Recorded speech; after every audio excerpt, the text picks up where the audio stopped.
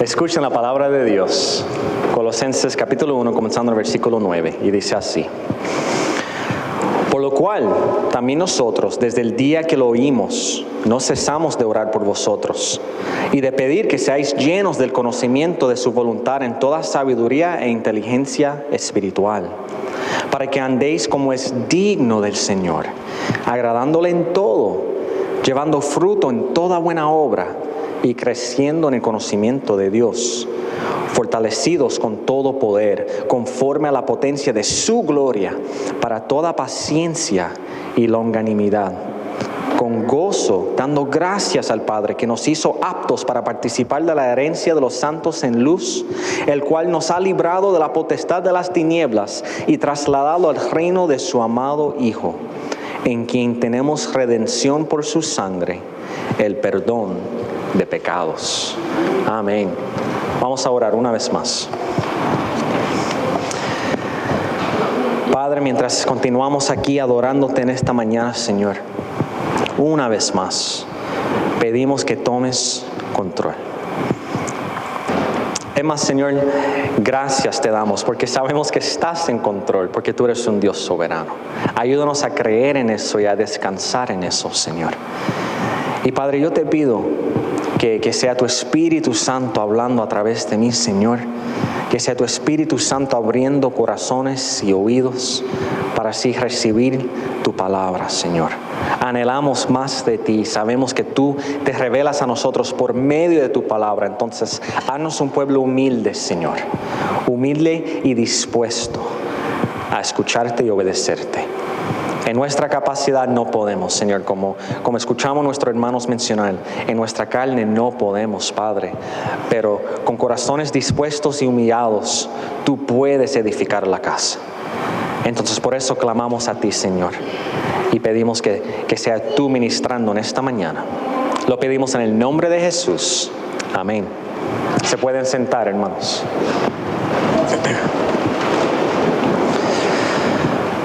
Un día, en el verano del año 1890, hubo un hombre llamado John Wanamaker. John Wanamaker. Y este varón, un cristiano maduro en la fe, fue a donde su pastor. Y el pastor era joven en su primer pastorado. Y le dijo las siguientes palabras a su pastor: Pastor, no eres un predicador muy fuerte, pero unos cuantos hemos decidido reunirnos y orar cada domingo por la mañana por ti. Qué crítica constructiva más buena, ¿verdad?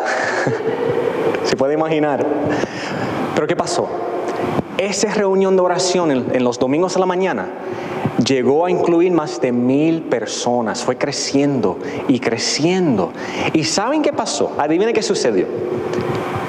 El pastor, que su nombre es J. Wilbur Chapman, fue a ser reconocido como uno de los mejores predicadores de su tiempo y uno de los evangelistas más usados por el Señor en su vida. Muchas personas llegaron a los pies de Cristo por medio de ese pastor. No tengo duda que fue una causa directa de las oraciones del pueblo. Entonces yo les comparto esto en esta mañana, primeramente porque yo anhelo sus oraciones, los anhelo. Cada domingo que predique, cada vez que yo enseñe, yo anhelo sus oraciones, hermanos. Yo no me creo gran predicador ni maestro, créeme, lo necesito. Dios sabe cuánto lo necesito y esto me inspira a pedirle que oren más por mí, porque Dios puede contestar las oraciones de su pueblo. Pero la segunda razón por la cual les comento esto es porque es un buen recordatorio para nosotros de la importancia de orar por los demás. Así de sencillo. Si queremos ver a alguien llegar a los pies de Cristo, si queremos ver a un cristiano crecer y madurar en la fe, entonces historias como estas nos acuerdan que el Señor se deleita en contestar las oraciones de su pueblo. Y muchas veces es por medio de las oraciones de su pueblo que Dios cumple su voluntad. La semana pasada hablamos de Pablo y de que él oró por los colosenses y hablamos de por qué oró por los colosenses. En esta mañana vamos a ver el contenido de su oración. Es como si nosotros vamos a mirar el diario de oración de Pablo para los colosenses. Y mi esperanza, mi oración, es en ver cómo Pablo oró por ellos, que nosotros como pueblo de Dios aprendemos también cómo orar para nosotros mismos y también para nuestros hermanos en la fe. Que esto nos instruye en nuestra vida de oración. Ahora, antes de cada punto del sermón, yo voy a decir que Pablo oró para que ellos podían, y ahí vas a ver. ¿Por qué les digo eso? Porque no quería escribirlo en cada punto para el slideshow. Entonces yo se lo digo, pero saben que antes de cada punto, eso es lo que hay. Pablo oró para que ellos podían. ¿Y cuál es el primer punto? Pablo oró para que ellos podían crecer en conocimiento. Él oró para que ellos podían crecer en conocimiento. Después que Pablo le dio gracias al Señor por el crecimiento de los colosenses, él comienza el versículo 9 con las siguientes palabras. Por esta razón, también nosotros, desde el día que lo supimos, no hemos cesado de orar por ustedes. Desde que Pablo se enteró de su fe, de su amor, de su esperanza, no ha dejado de orar por la iglesia de Colosa. Dice que oró por ellos sin cesar. Al mínimo, eso quiere decir que oró por ellos 3 veces al día, porque así sigue siendo de costumbre para los judíos. 3 veces al día oran, entonces al mínimo oraba por ellos fielmente todos los días, 3 veces al día. Y hermanos, ya ahí hay explicación para nosotros. ¿Por qué? Porque él se enteró del fruto en sus vidas. Y él no dijo, pues mira, como ya están creciendo, no hay por qué orar por ellos. No, él no estaba satisfecho con su madurez espiritual. Él quería que ellos seguían creciendo y madurando. Entonces él siguió orando por ellos, oró sin cesar por ellos. Entonces un buen recordatorio para nosotros. Vamos a siempre seguir orando para crecimiento espiritual y para madurez espiritual en medio nuestro, para nuestros hermanos, para nuestra iglesia. No queremos nunca sentirnos satisfechos con donde nos encontramos espiritualmente. Vamos a seguir orando. Pablo seguía orando por ellos. Pero ¿qué oró? Cuando uno lee el pasaje, parece que él oró por muchas cosas, porque hay mucho aquí. Pero realmente en todos estos versículos, de 9 a 14, hay una sola petición de oración. Una sola cosa que él está pidiendo. Y la vemos en la segunda mitad del versículo 9. Pidiendo que sean llenos del conocimiento de su voluntad en toda sabiduría y comprensión espiritual. Esa es la petición. Todo lo demás que sigue es abundando en esa petición de oración de Pablo para ellos. Entonces, hay que hacernos la pregunta antes de seguir, ¿qué significa esto? ¿Qué significa que ellos sean llenos de conocimiento de su voluntad en toda sabiduría y comprensión espiritual? Yo creo que para muchos de nosotros, cuando pensamos en la voluntad de Dios, la mayoría de nosotros, ¿en qué pensamos? Pensamos en que Dios, queremos que Dios nos muestre, nos revela algo que tenemos que hacer. ¿Verdad? Pensamos a la voluntad de Dios, entonces pensamos, Señor, ¿qué debo hacer? ¿Qué decisión debo tomar? ¿Para qué trabajo aplico? ¿A qué universidad debo ir? ¿Qué apartamento debo alquilar? ¿Qué ordeno para cenar? ¿Pollo o carne asada? ¿Verdad? Pensamos en la voluntad de Dios como es que si es algo en cuanto al futuro, como una decisión que tenemos que tomar. Y no hay nada malo en orar para dirección. No hay nada malo en pedir al Señor que dirige nuestros pasos y que nos dé sabiduría para tomar la mejor decisión. Yo no quiero minimizar eso. Pero Pablo, él no se estaba refiriendo a la voluntad de Dios de esa manera. Él tenía otra cosa en mente. Pablo estaba pensando en algo como vemos en Jeremías 9, versículos 23 y 24. Y yo se lo voy a leer. Jeremías 9, 23 y 24. Ahí leemos lo siguiente. Así dijo Jehová: no se alabe el sabio en su sabiduría, ni en su valentía se alabe el valiente, ni el rico se alabe en sus riquezas. Mas alábase en esto el que se hubiere de alabar, en entenderme y conocerme, que yo soy Jehová, que hago misericordia, juicio y justicia en la tierra. porque estas cosas quiero, dice Jehová. Hermanos, la voluntad de Dios para su pueblo es que nosotros crezcamos en nuestro conocimiento de Él y que lo conozcamos a Él más y más y más. Primeramente, ¿para qué? Bueno, para deleitarnos en Él, para disfrutárnoslos, para gozarnos en su salvación, para deleitarnos en su presencia por medio de su Espíritu Santo. Pero lo otro es para que podamos ir aprendiendo de las cosas en las cuales Dios se deleita.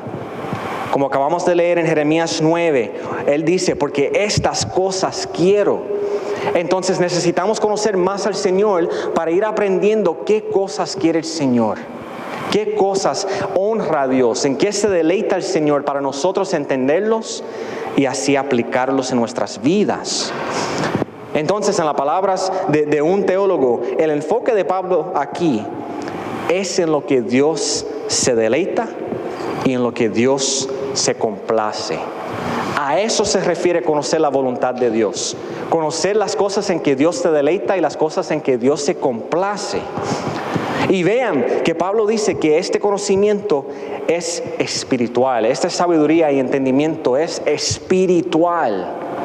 En otras palabras, al final del día, uno no puede ir entendiendo qué cosas honran a Dios y en qué cosas se deleita el Señor buscando en el mundo. Ese entendimiento espiritual solamente viene por medio de revelación de Dios, por medio de su palabra. ¿Por qué es importante entender eso? Acuérdense, habían falsos maestros predicando a los colosenses. ¿Y qué le estaban enseñando a ellos? Lo vamos a ver más adelante. Filosofías y tradiciones humanas. Como si la palabra del Señor no era suficiente. Entonces, para ir aprendiendo más, necesitas estas cosas externas. Pero Pablo dice, no. Este conocimiento, esta sabiduría, este entendimiento es espiritual en su esencia. Solamente viene del Señor. Ahora, ¿cómo hallamos esto? ¿Cómo podemos nosotros alcanzar más conocimiento, este conocimiento espiritual, el conocimiento de la voluntad de Dios? Pues vamos a brincar en el libro de Colosenses. Si brincan al capítulo 2, versículos 1 al 3, ahí vemos la contestación. Ahí está clarito. Se lo leo para ustedes. Colosenses 2, de 1 al 3. Quiero que sepan qué gran lucha sostengo por el bien de ustedes y de los que están en Laodicea y de tantos que no me conocen personalmente. Quiero que lo sepan para que cobren ánimo y permanezcan unidos por amor y tengan toda la riqueza que proviene de la convicción y del entendimiento. Así conocerán el misterio de Dios, es decir, a Cristo en quien están. ¿En quién están qué? Escondidos todos los tesoros de la sabiduría y del conocimiento. Vean eso. Yo leí de la Nueva Versión Internacional. Si estás siguiendo en la Reina Valera, vieron una pequeña diferencia. En la Reina Valera, en el versículo 3, dice de Dios el Padre y de Cristo. Pero la traducción original realmente lo que comunica mejor es de Dios el Padre, es decir, a Cristo. Porque la revelación de Dios el Padre, el misterio, es Cristo, es el Hijo. Y es en el Hijo donde encontramos estos tesoros escondidos de sabiduría y conocimiento. Es por eso en la siguiente sección, comenzando en el versículo 15, si miran en sus Biblias, mira cómo Pablo comienza a hablar de Jesús. Él comienza a hablar de lo supremo que es Cristo, de lo maravilloso que es Él, que es la imagen de Dios, que es el creador de todo. Él quiere demostrar a los colosenses que no hay ninguno, no hay otro como Jesús. ¿Por qué? Para que sean cautivados por Él, porque es en Cristo donde uno halla esa sabiduría y conocimiento. Es en Él. Es en Él. Mientras cuando nosotros nos detenemos para contemplar a Jesús y cuando comenzamos a verlo más claramente, poco a poco vamos a ser cautivados por Él. Y mientras vamos a ir siendo cautivados por Él, hermanos, vamos a ver su palabra con más claridad. Y vamos a ver a través del tiempo que la gracia y el amor que Él nos mostró nos va a saber más dulce. Nos va a saber más dulce. Al pensar en pasar la eternidad con Él, eso nos va a sonar más y más glorioso. Lo vamos a anhelar más y más y más. Mientras más vemos lo bello que es Jesús, más vamos a querer estar con Jesús. Más vamos a anhelar querer obedecer a Jesús. ¿Y sabe qué más va a suceder? Mientras más precioso es Jesús para nosotros, más asqueroso nos va a saber el pecado. Más horrible nos va a saber el pecado, y vamos a ver el pecado por lo que realmente es una falsificación que nunca nos va a traer alegría. Es como un billete falso que tú crees que te va a poder ayudar y termina que no puedes comprar nada con él. Es así el pecado, nos presenta con una felicidad y un gozo que es temporero y que es falso. Es falso. Pero para que el pecado nos sepa más horrible, Cristo nos tiene que ver más precioso. Pasar eternidad con Él. Eso, hermanos, eso debe ser algo que debemos anhelar más y más. Ser contado como parte de su pueblo nos va a llenar de más y más gratitud. Servirle a Él, obedecerle, lo vamos a ver más y más como un privilegio. Y reunirnos con el pueblo de Dios y crecer en nuestra fe y la importancia de que se riegue el Evangelio por el mundo. Esas cosas se van a convertir en más prioridad para nosotros también. Entonces, hermanos, si anhelamos conocer más la voluntad de Dios, primero necesitamos comenzar con fijar nuestra mirada en Jesucristo su Hijo y ser cautivados por Él. Observar a nuestro Salvador y ver lo lindo y maravilloso y majestuoso que es Él. Y mientras observamos a Jesús y nos vamos meditando en su palabra, vamos a ir conociendo más de lo que Dios anhela, de lo que Dios quiere para nosotros, las cosas en que Dios se deleita. Como vemos en Romanos capítulo 12, cuando vamos leyendo la palabra, nuestras mentes se van a ir transformando y siendo renovados. ¿Y qué vemos ahí en Romanos 12? Poco a poco vamos a poder discernir lo que es bueno, agradable y perfecta ante los ojos del Señor. ¿Y cuál es la meta? Cuando yo sé que esto es bueno, pues eso es lo que yo voy a hacer. Cuando yo sé que esto es lo que agrada a Dios, pues eso es lo que yo voy a hacer. Y va cambiando la forma en que vivimos nuestras vidas, porque vamos a ir entendiendo la voluntad de Dios. Ahora, les vuelvo y les digo, yo no quiero decir que para el Señor no es importante las cosas específicas que hagamos. Esas cosas, las cosas específicas que hagamos, sí son importantes para el Señor. Pero cuando estudiamos la palabra y vemos lo que la palabra menciona al hablar de la voluntad de Dios, vemos que aún más importante que las cosas específicas que hagamos es cómo vivimos nuestras vidas. Sea uno maestro, pastor, estudiante o una ama de casa, un diácono o alguien que camina a las mascotas. Lo importante es el corazón, cómo hacemos esas cosas. Lo importante es que nosotros pongamos nuestra mira en Jesús y que confiemos en Él cualquiera que sea la situación. Entendiendo en cualquier momento qué es lo más que honra al Señor en este momento, qué es lo más que agrada a Dios, y después tratar de hacer eso. Esa es la meta. Esa es la meta de la palabra, esa es la meta de conocer la voluntad de Dios. Y eso era lo que oraba Pablo.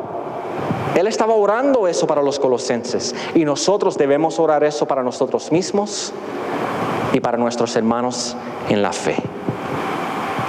Ahora, antes de seguir al otro punto, hay una aplicación aquí rápido que quiero hacer.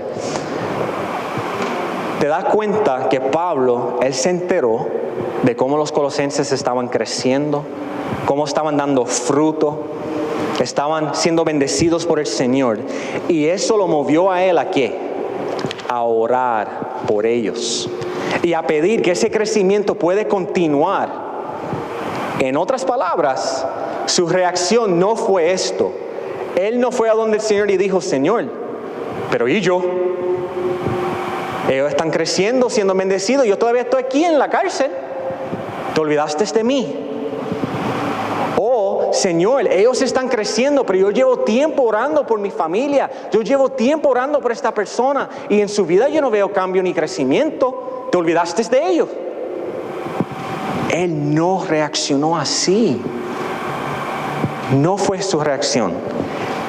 Él sintió en su corazón orar para que Dios lo pueda continuar bendiciendo, que ese crecimiento puede seguir y seguir y seguir, y que el evangelio puede seguir brillando en ese lugar y que se puede seguir regando en medio de ellos. En otras palabras, como vemos en Romanos 12, versículo 15, Él se pudo regocijar y gozar con el que se regocija.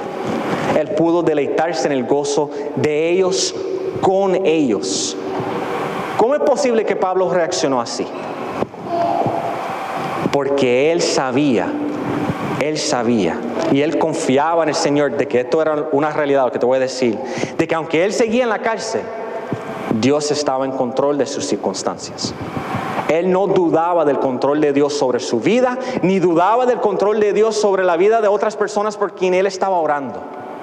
Él sabía que Dios era soberano, que es soberano, y por eso, al ver cómo el Señor estaba bendiciendo un grupo y quizás no a este grupo, quizás no ha cambiado esta circunstancia, como él sabía que Dios era soberano, él se puede deleitar en el Señor igualmente.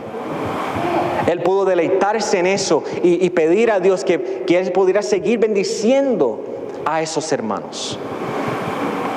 Les digo esto, hermano, porque yo espero que esto nos anima a nosotros a recordarnos, el Señor es soberano. Y como Él es soberano, podemos deleitarnos cuando vemos que otro hermano está creciendo, cuando nos enteramos que otra iglesia está creciendo, cuando nos enteramos que ahí el Señor está haciendo algo maravilloso, que no nos entre envidia, no, que demos gloria al Señor. Y que le demos gracias a Dios, porque lo más importante no es el crecimiento de nosotros, es que la gloria de Jesucristo se riegue por la tierra. Y gracias a Dios que podemos tener parte, sea pequeño, sea grande. Es un privilegio tener parte. Al estar aquí, el Señor nos está permitiendo ya ser parte. Gloria a Dios. Vamos a ser un pueblo que descansa en la soberanía de Dios, porque esto nos libera para así orar para otros. Para así pedir al Señor que otros puedan seguir creciendo. Ahora, ¿crecer para qué? ¿Para qué? ¿Por qué es importante crecer en conocimiento de la voluntad de Dios? Ahí vamos al segundo punto.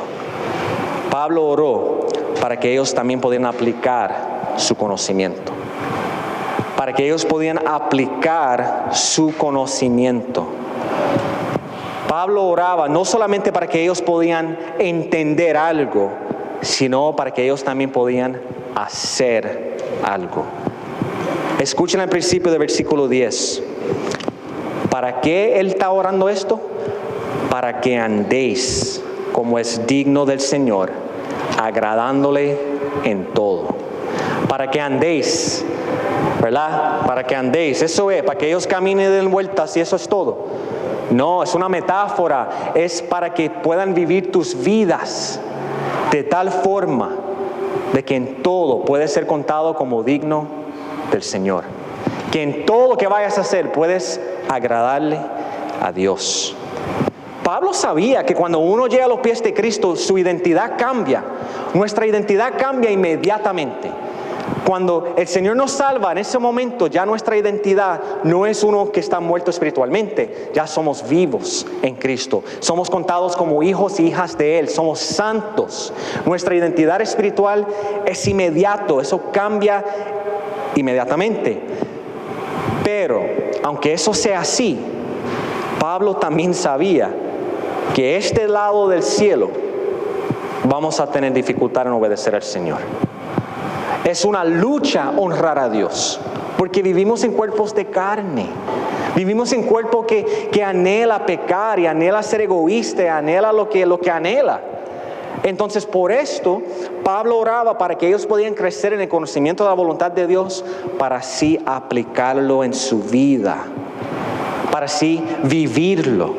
Que ellos podían vivir de una manera que es digna del Señor, que lo agrade en todo. D.A. Carson, un autor y teólogo, él da una ilustración que nos puede ayudar a entender esto un poco más, yo creo. Una vez él conocía a un estudiante coreano. Y ese estudiante fue a donde él con temor. Estaba muy cargado, muy preocupado. Y cuando se sentó con el estudiante, se enteró de que el estudiante estaba fracasando sus clases. Él estaba en una universidad muy prestigiosa, cara, pero estaba fracasando. Y él estaba aterrorizado, ese estudiante. ¿Por qué? No era por el dinero que estaba perdiendo. No era ni siquiera que estaba preocupado por su futuro. Ese estudiante estaba preocupado porque él venía de una cultura que aún trabajaba, obraba bajo las reglas de honor y vergüenza. Y como esa era su cultura, él sabía de que si él fuera a fracasar la universidad, sus padres se iban a ver deshonrados. Sus padres iban a perder estatus social en su país. Iban a afectar a sus padres. Él, por su fracaso, él estaba muy consciente que estaba arrastrando el nombre de sus padres por el lodo. Por eso ese estudiante estaba preocupado. Para nosotros que vivimos en el oeste, nosotros no vivimos una cultura así. ¿Qué valoramos acá en el oeste? La independencia, ¿verdad? Yo voy a hacer lo que yo quiero hacer, lo que a mí me hace feliz. Pero en su cultura y en muchos lugares del mundo, aún así es la cosa. Uno no piensa en sí mismo, uno piensa lo que va a traer honor al padre o al pueblo de donde uno viene. Ahora, yo no estoy diciendo que el cristianismo, que nosotros vivimos una cultura de honor y de culpa. No, en Cristo somos justificados. En Cristo somos declarados justos y somos recibidos por el Señor, punto y se acabó. El Señor siempre se deleita en nosotros, ¿por qué? Porque estamos en su Hijo, quien lo obedeció perfectamente. Pero la palabra sí dice que como cristianos somos llamados a vivir nuestras vidas de tal forma que honra a nuestro Padre. Somos llamados a vivir de tal forma que es digno de Él y que lo agrade a Él en todo. Entonces, ¿qué significa eso? ¿Cómo es que uno lo agrada en todo? ¿Cómo podemos ver eso en nuestras vidas? Pues eso es lo que explica Pablo en la oración. Él va ahora a aplicar esta oración. ¿Y qué es lo primero que vemos? El primer subpunto de este punto. Primero, que ellos den fruto en toda buena obra. Que den fruto en toda buena obra. Si tú vas a aplicar el conocimiento de la voluntad de Dios en tu vida, pues primeramente eso quiere decir que tú estás dando fruto en toda buena obra. Vemos esto en la segunda mitad del versículo 10. El punto aquí no es que todos hagamos las mismas obras. No vamos a hacer las mismas obras. Hay diversidad en el cuerpo de Cristo. Algunos van a ser diáconos y pastores o misioneros. Otros van a hacer otras cosas. Eso no es el punto. El punto es esto. Sea que sea la obra que estés haciendo, tienes que dar fruto. No importa la obra. Cualquier cosa que un cristiano esté haciendo, con el tiempo se supone que podamos ver fruto en su vida. Pablo no tiene categoría, hermanos. En la palabra de Dios no existe categoría de alguien que se llame cristiano y que nunca dé fruto en su vida. Eso no es bíblico, eso no existe en la palabra. Puede ser que hay un cristiano que en un momento dado cae y que está en una temporada difícil en su vida, pero en algún momento veremos arrepentimiento. Y cuando observamos su vida, desde el momento que confiesa a Cristo hasta donde se encuentra, algo de fruto tenemos que haber visto. Ahora, ¿cómo es eso de dar fruto? ¿A qué me refiero? Bueno, para comenzar, cada creyente con su vida o en su vida debe mostrar una habilidad para demostrar amor, gozo, paz, paciencia, benignidad, bondad, fe, mansedumbre y templanza, que también se conoce como dominio propio. Han escuchado estos antes, ¿verdad? ¿Qué es esto? El fruto del Espíritu Santo. Gálatas 5. Cuando uno es cristiano, eso quiere decir que el Espíritu Santo viene a morar en uno. Y si el Espíritu Santo mora en uno, pues mira, el fruto del Espíritu se supone que se vea. Aunque sea un poquito, aunque sea un chin chin. Hay personas que cuando llegan a los pies de Cristo crecen rápido y dan mucho fruto. Hay otros que es lento, gateando, pero hay progreso. Se puede ver algo. Cuando uno peca siendo cristiano, como mencionamos ahorita, ya no la disfrutamos. Es como la medicina con sabor a fresa. Al principio, sabe bien. Después te da ese sabor asqueroso al final, ¿verdad? Cuando baja. Así es el pecado para el cristiano. No es que uno no cae, pero cuando cae, otra vez. Señor, perdóname. La reacción no es deleitarnos. La reacción es, ¿por qué yo hice eso? Y pedirle perdón al Señor, arrepentirse. Señor, perdóname. Señor, ayúdame. Cuando ofendemos a un hermano, la reacción no es, pues mala de él. No, es, hermano, perdóname. Metí la pata otra vez. Por quinta vez, perdóname. Es arrepentirse. No podemos quedarnos ahí. Eso es parte de dar fruto. Eso es parte de ser cristiano. El pecado nos entristece. Pablo oraba para que ellos podían dar fruto en cada esquina de su vida. El trabajo, en la casa, de camino al trabajo. O mi favorito, en tráfico. Es en tráfico donde el Señor me santifica, hermanos. Pero cualquier momento se supone que demos fruto. Sea poquito, aunque sea chin, algo tiene que haber.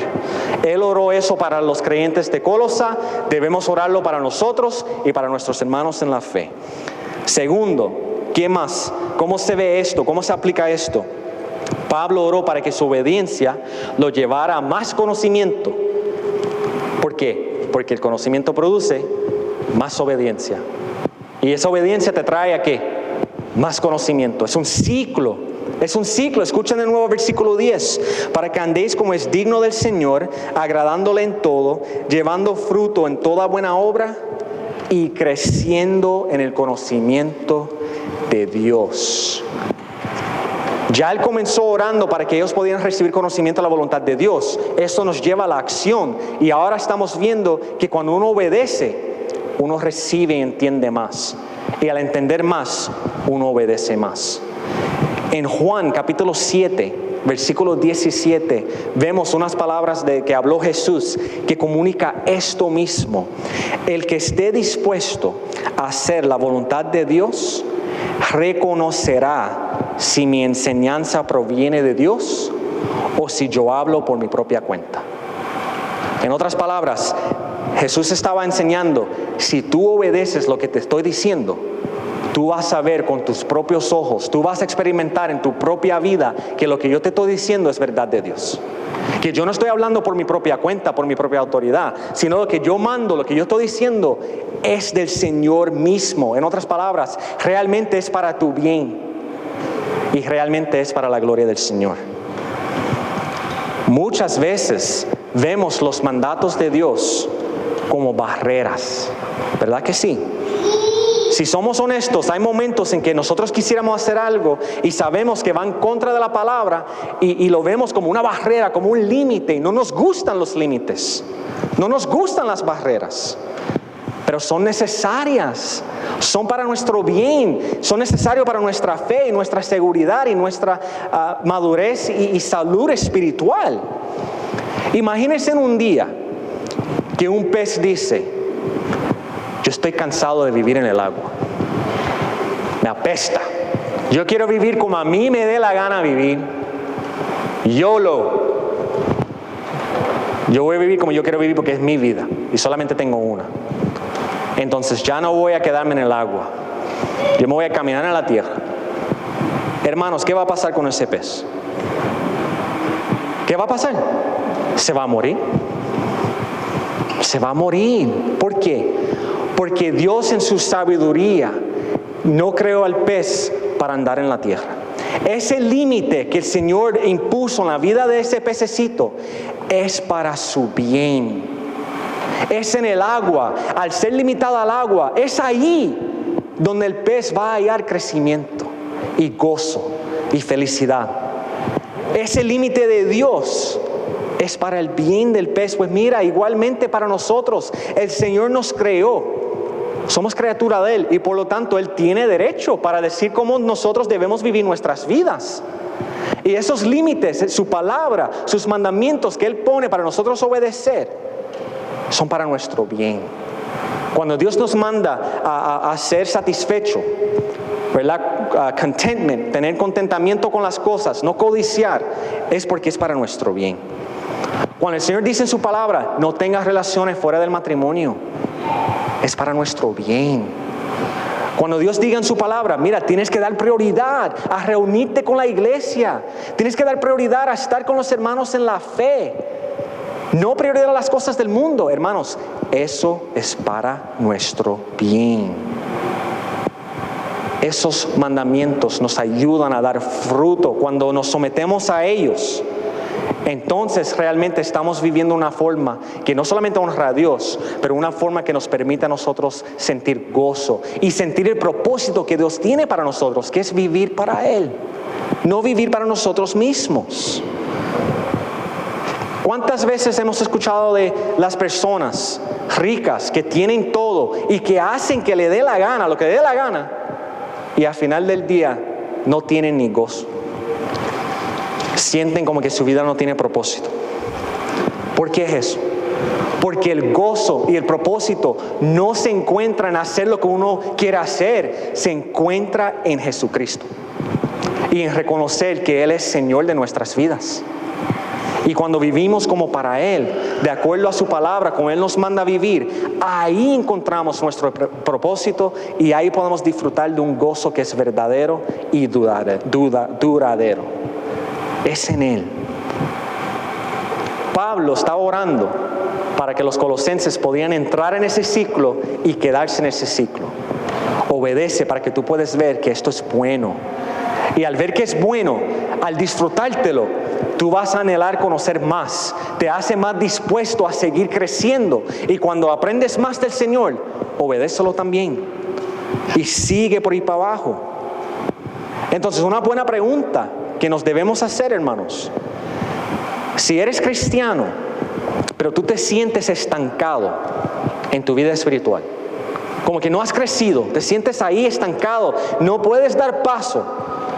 Una pregunta que yo entiendo que sale del texto, una pregunta. ¿Estás buscando aplicar, por la gracia de Dios, las cosas que ya sabes? ¿Estás tratando de aplicar y vivir las cosas que ya sabes de la palabra?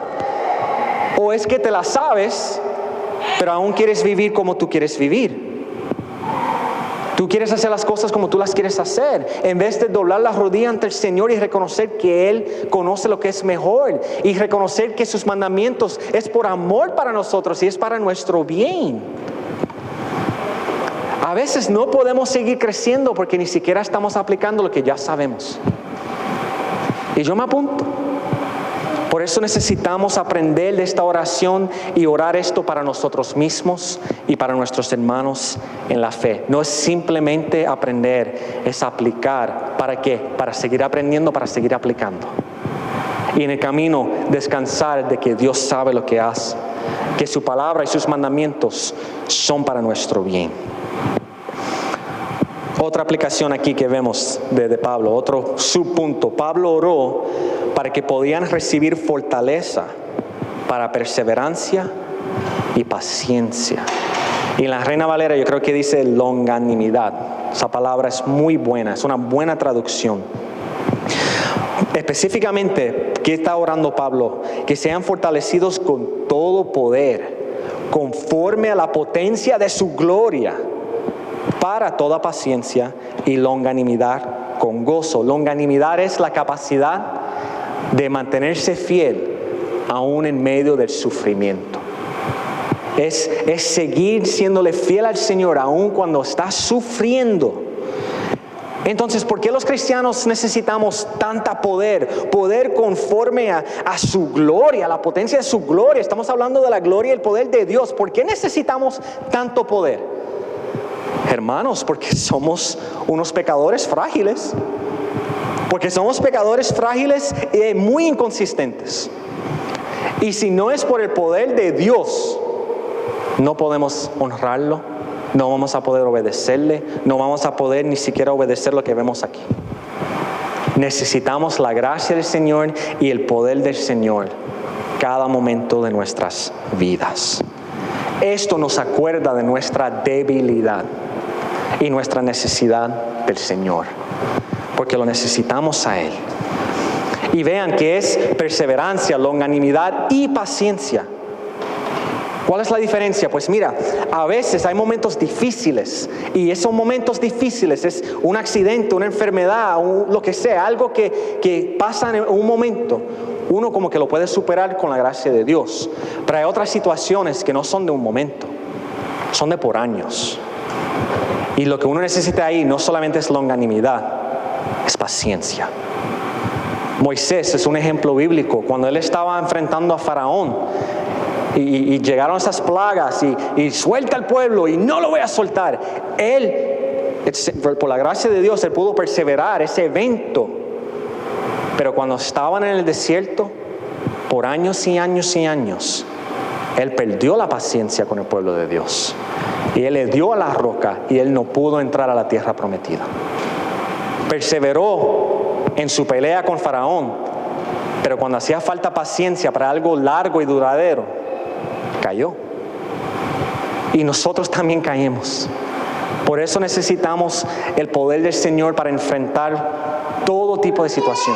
No podemos descansar en nuestra propia fortaleza, nuestra propia fuerza, hermanos. Somos débiles y tenemos que ser humildes para reconocer nuestra debilidad, para así aferrarnos al Señor, aferrarnos al Evangelio. Cada momento. El hermano oró ahorita que en Gran Bretaña quieren implementar leyes, están discutiendo implementar leyes que dicen que un cristiano no puede orar por alguien para combatir su pecado. Aunque esa persona pida oración, no. Porque si tú oras para que esa persona combate pecado en su vida, eso es comunicar a la persona que su pecado está mal y que la forma en que vive su vida no está bien. Y tú no tienes derecho para decir eso. Porque cada cual puede vivir su vida como le dé la gana. Esas conversaciones están sucediendo. Entonces, si esas leyes llegan a ser una realidad, eso quiere decir que los hermanos no pueden orar en contra del pecado, que no pueden predicar lo que dice la palabra de Dios. No. Con el poder del Señor, yo sé que nuestros hermanos allá se van a parar en la palabra y van a ser fiel al Señor. Y a nosotros nos toca primeramente orar por ellos, para que el Señor le dé su poder, para que ellos puedan serle fiel y puedan perseverar. Pero hermanos, también orar por nosotros. Porque las leyes que comienzan en Europa, tarde o temprano, terminan siendo leyes muy parecidas a las que vemos aquí en los Estados Unidos. Comienza allá, pero llega acá. Lo hemos visto en muchas ocasiones. Entonces hay que orar que el Señor nos dé la capacidad de honrarlo en Él en cualquier situación, de temerle a Él sobre todas las cosas. Porque si Pedro negó al Señor 3 veces, yo no espero que yo vaya a poder tolerar persecución. Si yo lo tolero es por la gracia del Señor, por medio de su Espíritu Santo en mí. Y porque nos estamos agarrando de Él y pidiendo que Él nos dé la capacidad. Porque si no, no vamos a poder. Ahora, para terminar, Pablo también ora para que esos creyentes podían dar gracias al Señor con gozo. Que en todo momento pueden dar gracias al Señor con gozo.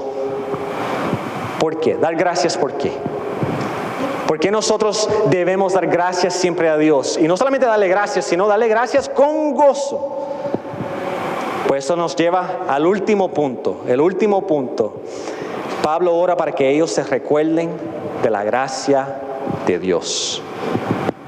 Los colosenses y cada cristiano que ha vivido, hermanos, tiene razón para darle gracia al Señor con gozo en todo momento. ¿Por qué? ¿Qué razón tenemos? La vemos en el versículo 12. Porque el Padre nos hizo aptos para participar de la herencia de los santos en luz. El Padre nos hizo aptos. Ahorita, cuando estaba hablando del versículo 10, donde vemos que somos llamados a vivir de una forma que es digna del Señor, piensen en eso. debes vivir de una forma que es digno de Dios. Yo hablo por mí mismo, hermanos. Yo nunca me siento digno del Señor. Yo no me siento como que yo puedo en cada momento de mi vida, con mis pensamientos y con mi corazón, vivir de una forma que siempre es digno del Señor. Yo no me siento así, le estaría mintiendo. ¿Por qué? Porque yo conozco mi corazón. Yo conozco mis pensamientos. Yo estoy muy atento al pecado en mi vida y me arrepiento de ella, pero yo sé que Dios no es digno de ese pecado.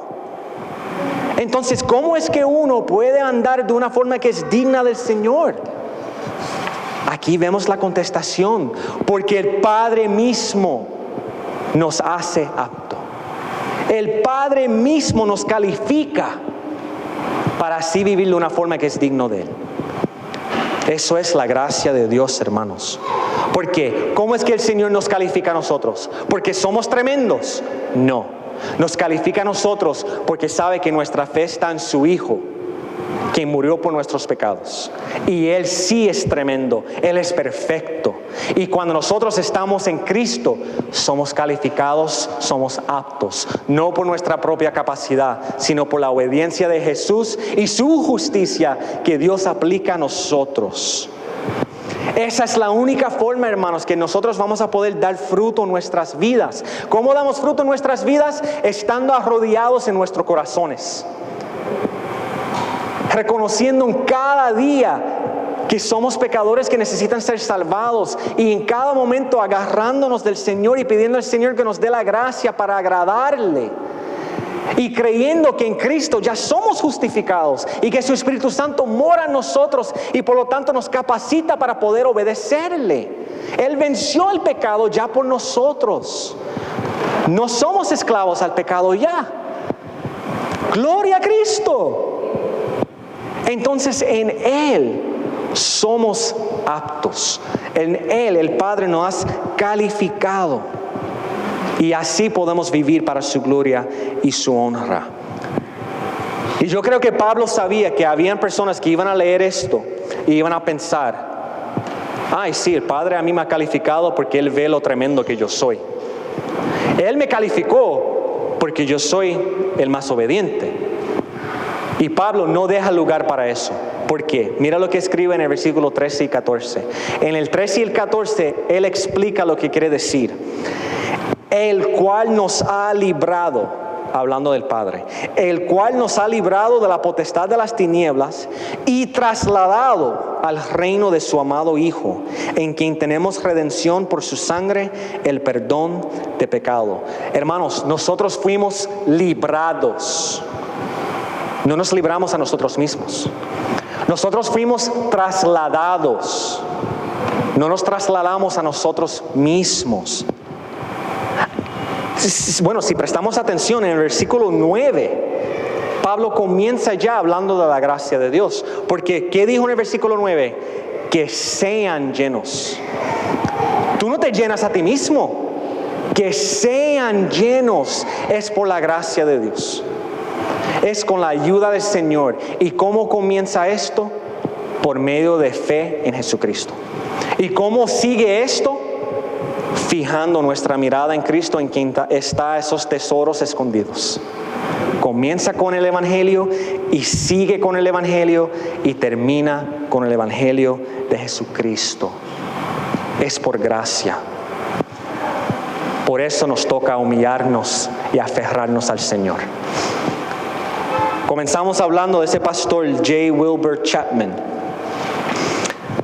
Yo sé que el Señor contestó esas oraciones porque en su corazón y en el corazón de ese pueblo ellos estaban humillados ante el Señor. Reconocían su necesidad de Él.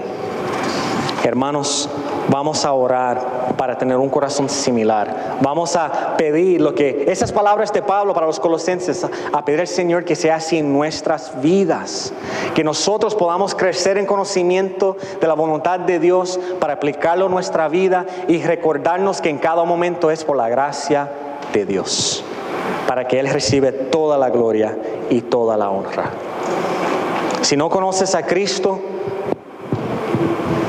lo que te toca es arrepentirte y poner tu fe en Él y creer el Evangelio que Él vivió una vida sin pecado, que murió por ti en la cruz y que se levantó al tercer día de la tumba. Si crees ese evangelio, hoy tú puedes ser salvo. Hoy tú puedes ser trasladado del reino de las tinieblas a la luz.